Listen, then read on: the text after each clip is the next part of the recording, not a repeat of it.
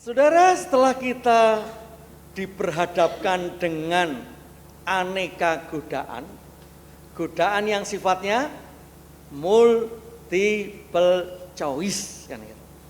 Sekarang kita akan dikuatkan dengan merengkuh. Merengkuh itu apa Bapak Ibu? Merangkul ya, merengkuh. Ternyata ketika salib itu direngkuh, maka ada kekuatan. Kita lihat bagaimana kekuatan salib itu.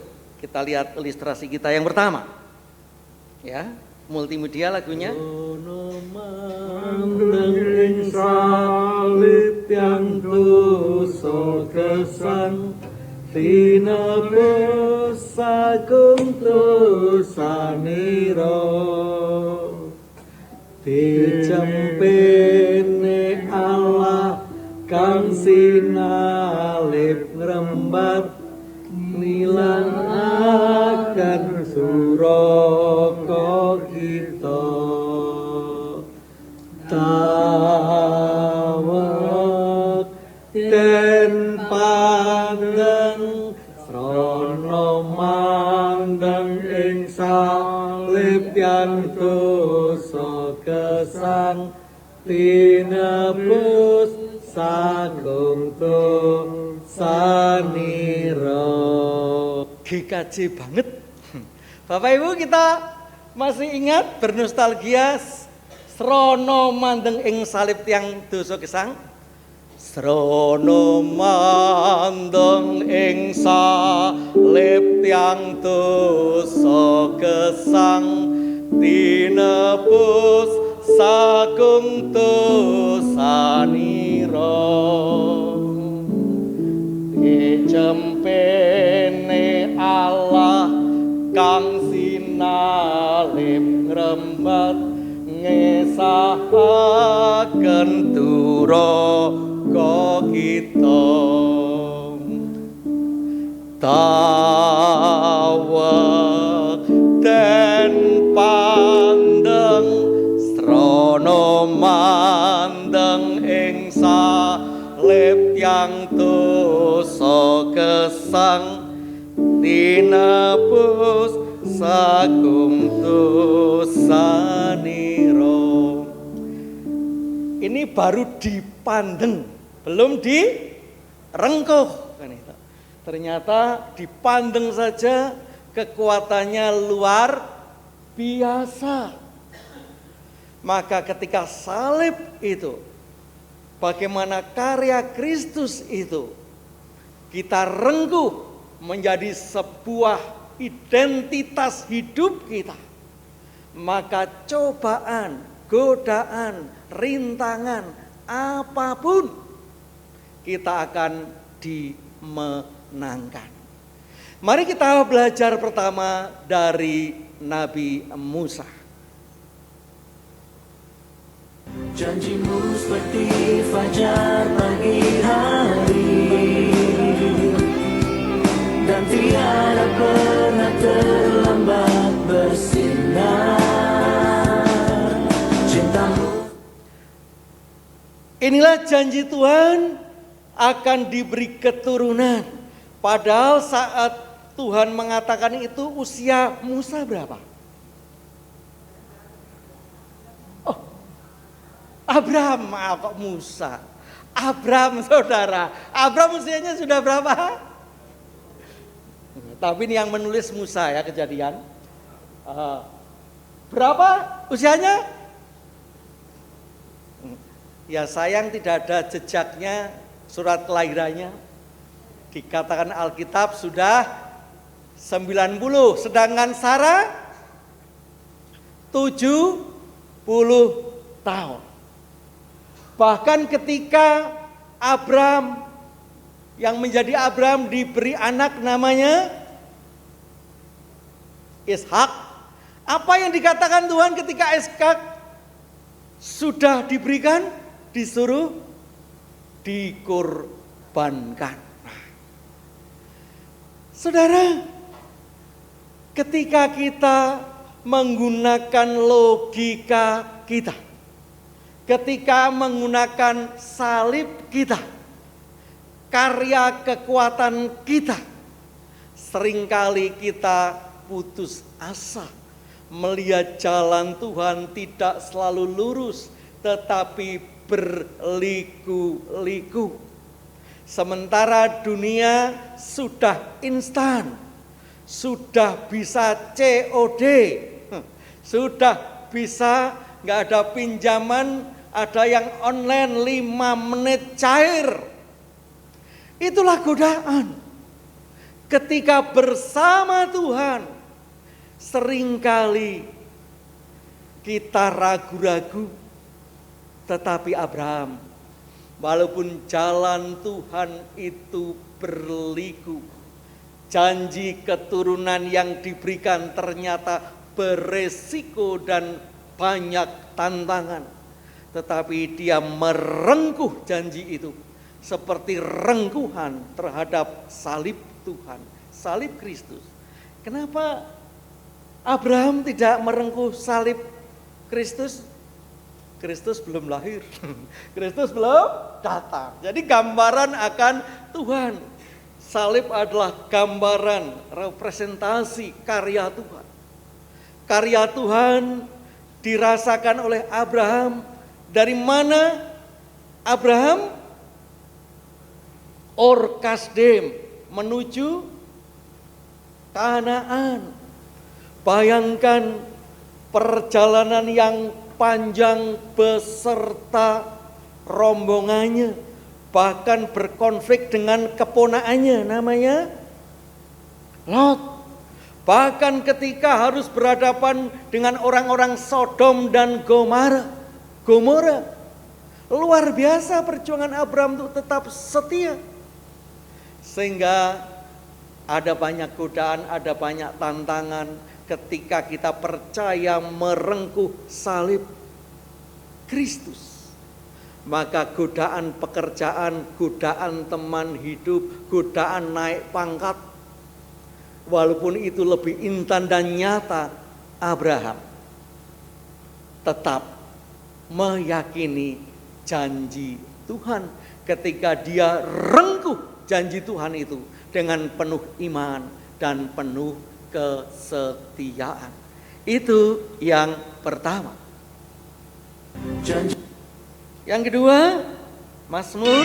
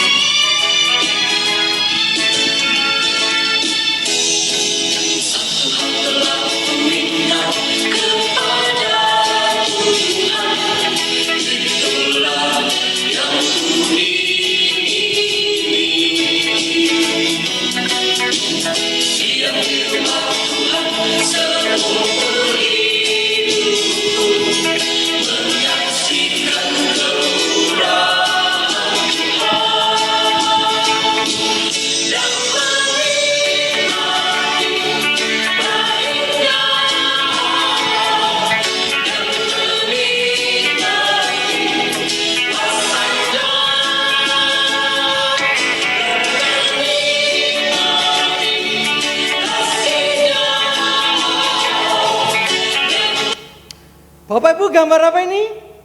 Gambar gedung GKJ Mertoyudan tahun 2026. Bagaimana rumah Tuhan itu harus melindungi bukan hanya generasi yang dahulu, tapi generasi yang akan datang. Jadi nanti di sini diubah ada videotron. Amin. Di sini ada musik yang full. Amin. Karena rumah Tuhan adalah tempat perlindungan bagi setiap generasi. Mari saudara, kita bongkar cara pemahaman kita. Rumah Tuhan bukan sesuatu yang hanya samben. Apa ya samben? Apa samben? Ya asal lalu, ya yang penting datang, ngumpul jam berapa. Tapi rumah Tuhan harus menjadi perlindungan. Rumah Tuhan harus dimodifikasi supaya kita benar-benar merasakan itu. Setiap angkatan, setiap generasi mendapatkan kekuatan. Mari kita rangkul rumah Tuhan. Mari kita dukung panitia yang akan mencoba bersama-sama nanti di tahun 2028 ketika penabisan dan juga emeritasi. Rumah Tuhan itu tempat yang luar biasa, melindungi dan menenteramkan. Amin. Mari kita rengkuh program ini, mari kita doakan, mari kita dukung. Tepuk tangan untuk Tuhan. Itulah Mazmur di mana rumah Tuhan adalah tempat perlindungan.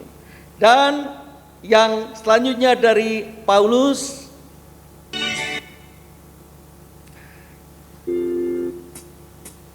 hati-hati gunakan tanganmu, hati-hati gunakan tanganmu, karena Bapa di surga selalu lihat ke bawah.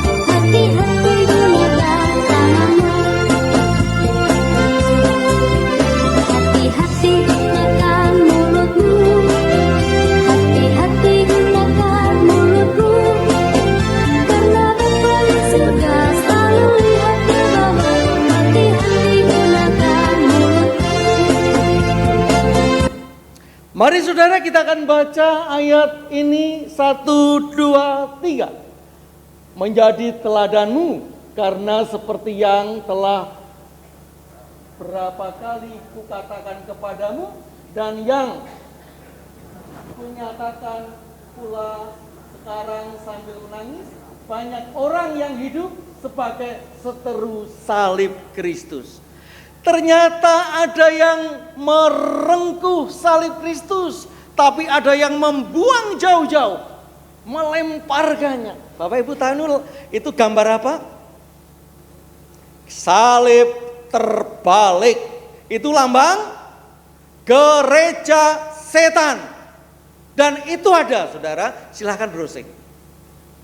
Jadi Church of Satanic itu ada yang benar-benar lambangnya adalah salib yang terbalik. Artinya godaan, cobaan tidak mesti datang dari tempat yang jauh, tidak datang dari luar, tapi dari dalam. Banyak yang lebih berbahaya. Bukankah perjalanan gereja seperti itu? Di mana gereja justru rapuh karena di dalamnya itu saling bertentangan, merengkuh salibnya sendiri-sendiri, mempertahankan kebenarannya sendiri-sendiri. Hari ini mari yang kita rengkuh adalah salib Kristus, supaya kita benar-benar menjadikan salib Kristus adalah kekuatan.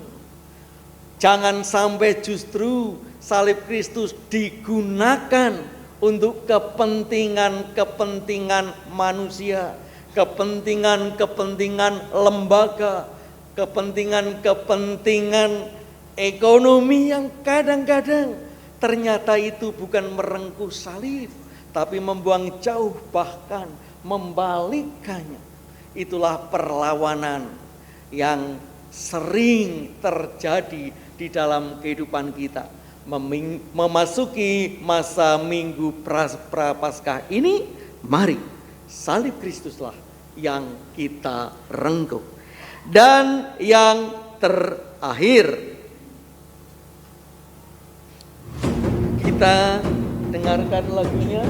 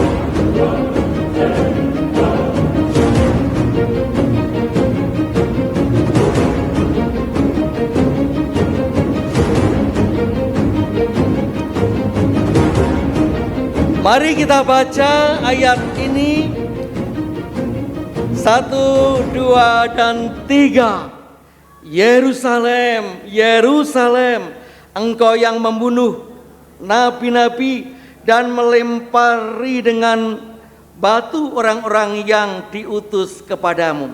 Siapa toh nabi-nabi yang terbunuh di kota Yerusalem? Yang pertama, ya, multimedia. Nah, ini dia. Ada di dalam Yeremia Nabi Uria bin Semaya. Bisa dilihat di Yeremia 26 ayat 23. Lalu selanjutnya Nabi Zakaria di dalam Matius 23 ayat 35, nanti cek and recheck. Dan selanjutnya Nabi Yohanes Pembaptis dipenggal kepalanya karena permintaan dari Salome yang ulang tahun anaknya Herodes. Nah saudara, ternyata itulah perjalanan untuk mempertahankan kebenaran.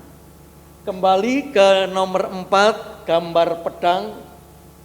Saudara, fakta kenyataan.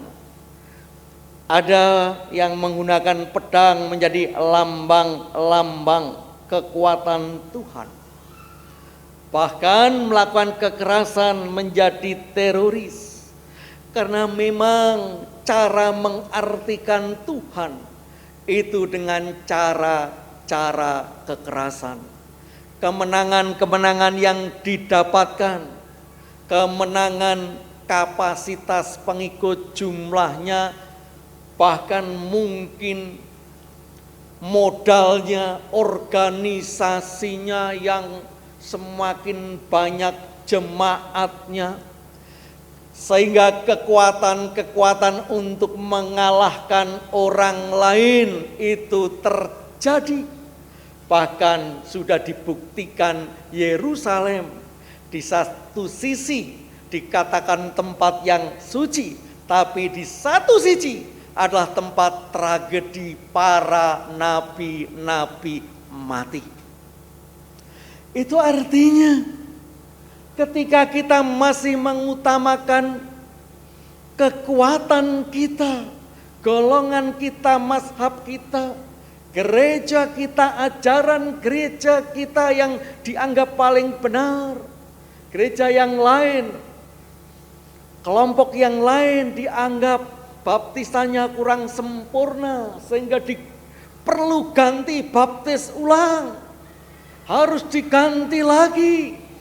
Itulah salib manusia yang direngkuh. Itulah kekuatan-kekuatan manusia yang ternyata menjadi peristiwa tragedi dengan dalih agama dan dalih suci. Hari ini saudara memasuki masa Prapaskah. Ketika kita melihat godaan begitu aneka rupa, multiple choice, maka kita semakin cerdas untuk merengkuh kasihnya. Ada seorang ahli pendidikan yang terkenal namanya Bloom, maka terkenal teorinya namanya taksonomi Bloom, untuk membuat manusia belajar lebih pintar. Bukan pertama menghafal saja. Banyak orang menghafal sudah senang, hafal Alkitab, hafal ayat suci, supaya hafal bertengkar pun pakai ayat. Tidak cukup, harus understanding, memahami. Setelah memahami, mengerti, mengaplikasi. Setelah mengaplikasi, bisa menganalisa, mengevaluasi, dan terakhir membuat kreasi, meng-create. Itulah pilihan-pilihan yang merupakan akal intelektual, perasaan, keterampilan yang diberikan Tuhan yang harus selalu dipertanyakan dan diolah sehingga menciptakan cara-cara yang cerdas sesuai dengan konteksnya, sehingga ketika kita merengkuh karya Allah, yaitu merengkuh salib Kristus, kita tetap dalam kerendahan hati, kita tetap di dalam suasana tetap Tuhan ditempatkan yang utama, bukan menggeser, karena salib Kristus tidak bisa digeser. Untuk itu mari kita masuki masa Prapaskah yang kedua ini untuk tetap merengkuh salib Kristus. Amin.